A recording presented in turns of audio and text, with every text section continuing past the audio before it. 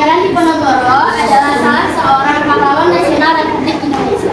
Dia dilahirkan di Yogyakarta 11 November 1785 di Yogyakarta dari seorang selir bernama R.A. Mangkuharto, yaitu seorang Jawa dan istri non-permaisuri yang berasal dari Palembang.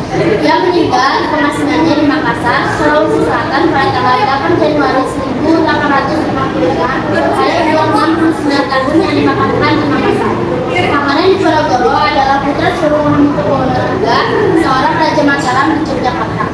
Pangeran Diponegoro bernama Bendoro Raden Mas Rantauwiryo. Ini kisah di mana perjuangan Pangeran Diponegoro dimulai untuk merdeka Indonesia dari tangan Belanda. Pada tanggal 5 Januari 1808, pada waktu penguasaan Belanda, terjadi perseteruan pihak Belanda dan Keraton.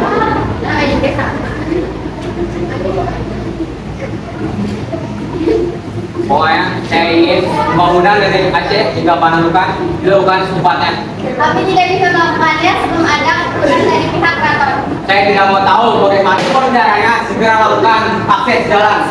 Bisa cari aja jalur lain. Kedua pihak tidak ada yang mengalah. Mereka tetap bersikukuh dalam pendapatnya masing-masing. Putri Sultan Hamengkubuwono IV ingin agar adiknya diangkat menjadi penguasa kerajaan Yogyakarta.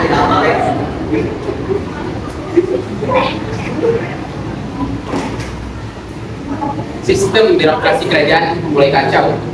Dengan menaikkan takhta itu, hal ini akan membantu sistem birokrasi kerajaan kita. Tapi Tuan, bagaimana mungkin Sultan memiliki opininya yang memimpin usia yang masih sangat muda? Pada tahun 1823, datanglah Presiden Belanda.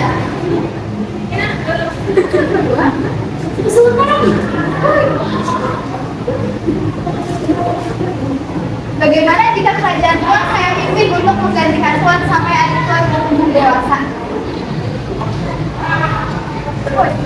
Tidak bisa terapan dapat memimpin. Dia adalah keturunan dari Pakualan, yaitu Diponegoro. Bagaimana bisa Tuan menolak setiap baik saya? Baiklah, kalau memang tawanan Tuan itu didasarkan oleh niat baik, Saya berjanji akan meningkatkan kesejahteraan rakyat di kerajaan Yogyakarta.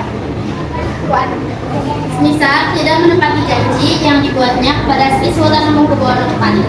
Pada kenyataannya, banyak rakyat yang sengsara selama kepemimpinannya. Suatu hari, datanglah seorang bangsawan, putra dari Hamengkubuwono III, yaitu Pangeran Diponegoro. Pangeran Diponegoro besar dan tidak puas dengan kepemimpinan sengsara yang jauh dari kesejahteraan rakyat. Sejak peristiwa tersebut, Pangeran Diponegoro memulai pemberontakannya terhadap Belanda karena menganggap perintah Belanda sangat merugikan rakyat.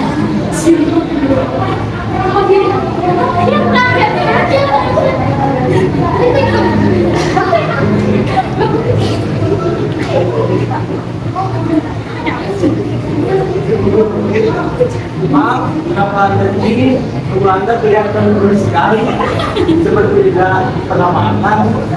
Bagaimana bisa makan uang aja kita tidak punya?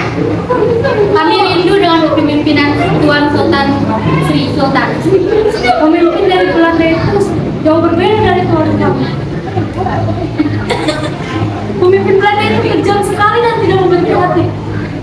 Entahlah, keuangan kerajaan pun mulai mengalami kebangkitan akibat konflik itu.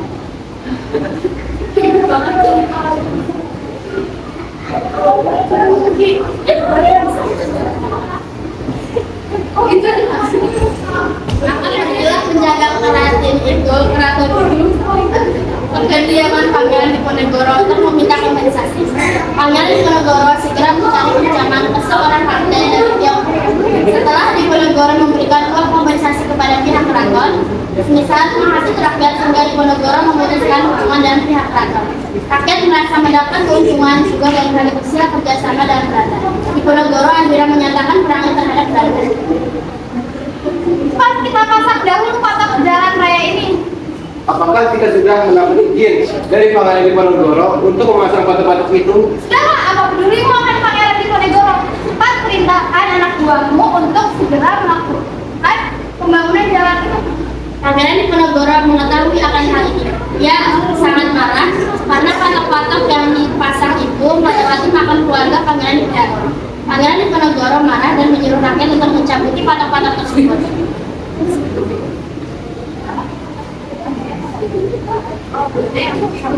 Siapa yang menyuruh kalian mencabuti patok-patok ini? Cepat pasang kembali. Kami tidak takut akan Belanda. Pangeran Diponegoro sudah meminta pemerintah Belanda secara baik-baik, tetapi tetap tidak dihiraukannya.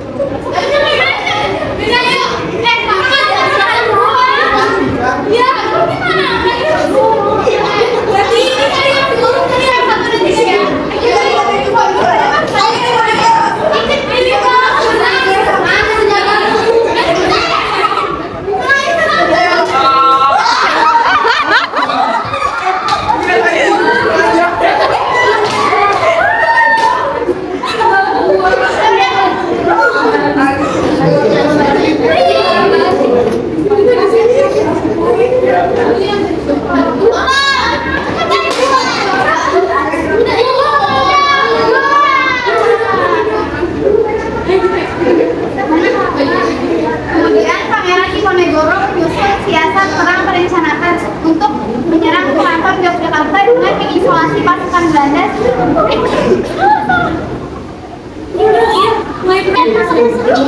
Bagaimana ini? Kemana kita harus berlindung? Sedangkan tempat untuk berlindung saja tidak ada, Tuan. Mari kita pergi ke Selorong dan bangunlah sebuah gua untuk berlindung. Siap, Tuan. Kamu yang akan melaksanakannya di perjuangan melawan Belanda.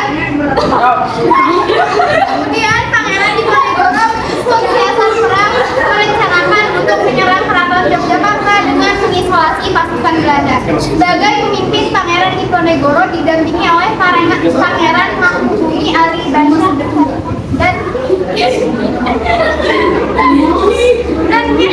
Maja sebagai pengawal spiritual dalam perang ini. Perang ini semakin meluas hampir seluruh Jawa. Karena itu Belanda berusaha meningkatkan kekuatannya.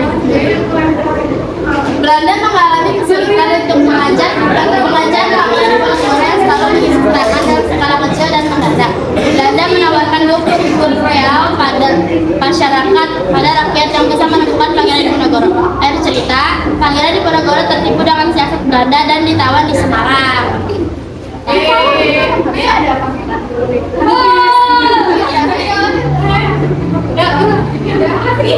pangeran.